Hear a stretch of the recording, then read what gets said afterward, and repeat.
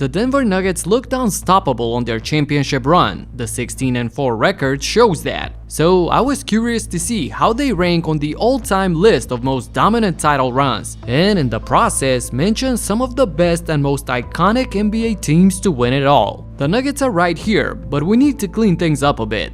Back in the day, there were fewer teams and fewer playoff rounds, and teams needed only 9, 11, or 12 wins to get the ring. So let's modernize the list to the NBA as we know it and hide those for the purpose of this video. Now we got him at number 9, so let's see who's in front.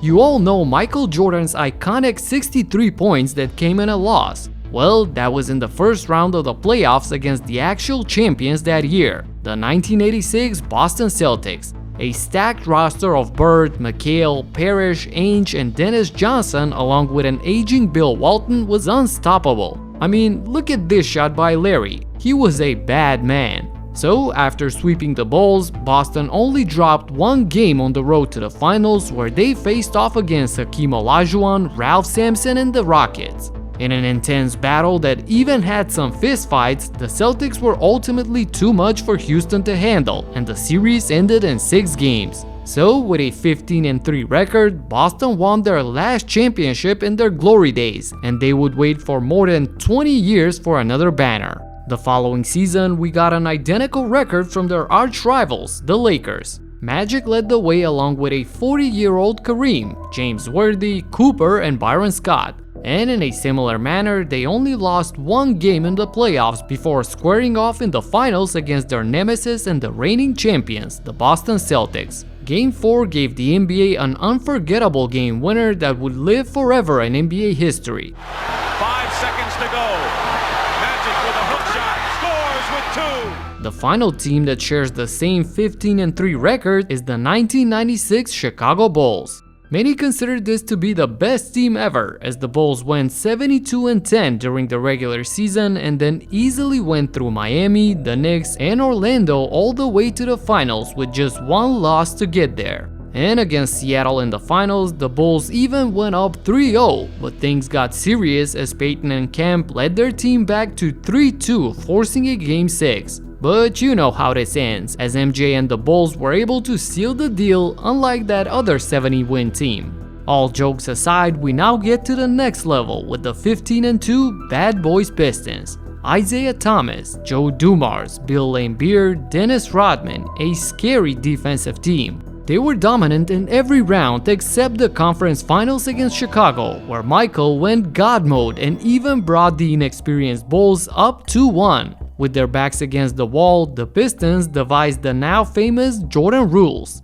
This was basically intense physical defense on Michael, double and triple teaming him at times and forcing him into uncomfortable positions so that he had to give up the ball. This completely turned the series around, and Detroit won it in 6. Things went smoother for them in the finals as Magic Johnson got injured late in Game 2 and would be out for the rest of the series.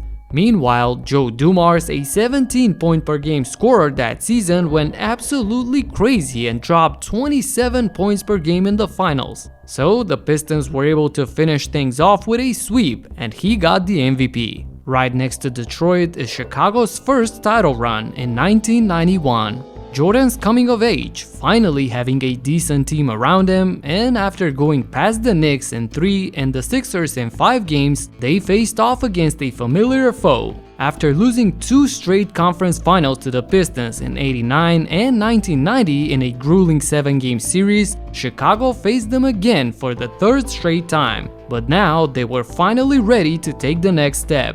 So much so that they swept them, which prompted this infamous reaction where the Bad Boys left the court with time still on the clock, refusing to shake hands and congratulate their opponent. But after finally getting over the hump, Chicago had little time to celebrate as they lost their 2nd game of that postseason in the opening of the NBA Finals. The Bulls, however, had a plan for Game 2, put the size and mobility of Scottie Pippen on Magic. And from that point on, the Bulls never looked back, getting to their first championship with a 15-2 record. Oh yeah, and this happened of course. Jordan, a spectacular move! Starts out with the flying one-hander and says, no, I used that one already to win the slam dunk. Let me change up and entertain a little bit right now. Woo! The last team in this group is the 1999 San Antonio Spurs. In a lockout-shortened season, the Spurs still finished with the #1 overall record led by a sophomore Tim Duncan and David Robinson. But of course, it's not a Spurs team without the role players. So we gotta mention Mario Elie, Steve Kerr, Avery Johnson, and Sean Elliott. It was actually Elliott who hit the game winner in the conference finals against the Blazers to give San Antonio a 2-0 lead. Into Sean Elliott. He fires the three and hits it! His 6th of the game! What a shot! Bob, it looked like he was gonna step out of bounds! But despite this late game heroics, the road was pretty smooth for the Spurs. A 3-1 first round against the 8th-seeded Timberwolves and sweeps against both the Lakers in the second round and Portland in the conference finals. So to win it all, they went against an outsized and outmatched New York Knicks squad who had just lost their big man and leader of the team, Patrick Ewing, for the remainder of the playoffs. So Duncan and Robinson basically did not have anyone able to guard them as they led the Spurs to their first championship in their dynasty with Pop as the mastermind. Now we get to a whole different stratosphere as the 2001 Los Angeles Lakers won the championship with a staggering 15-1 record. A 1-2 punch with a combined 60 points per game is unguardable. The Shaq and Kobe Lakers completely demolished the Blazers in the first round, Sacramento in the second, and the Spurs in the conference finals. It was only the superhuman effort of Allen Iverson and his 48 points in Game 1 in Staples Center that stopped the Lakers from having a flawless postseason run to the championship. It's actually this dominance by Shaq in the finals that was the comparison point for Jokic this year. O'Neal had 30 points, 15 rebounds, 3 assists, and 2 blocks, and you could maybe make the case that Jokic was better with his 30 points, 13.5 rebounds, 5.5 assists, and 1 block per game. The Lakers' incredible record lasted as the best for 16 years, until the forming of the 2017 Golden State Warriors super team. This is without a doubt the group with the most offensive firepower in NBA history, and the debate is on whether this team is possibly even better overall than the '96 Bulls.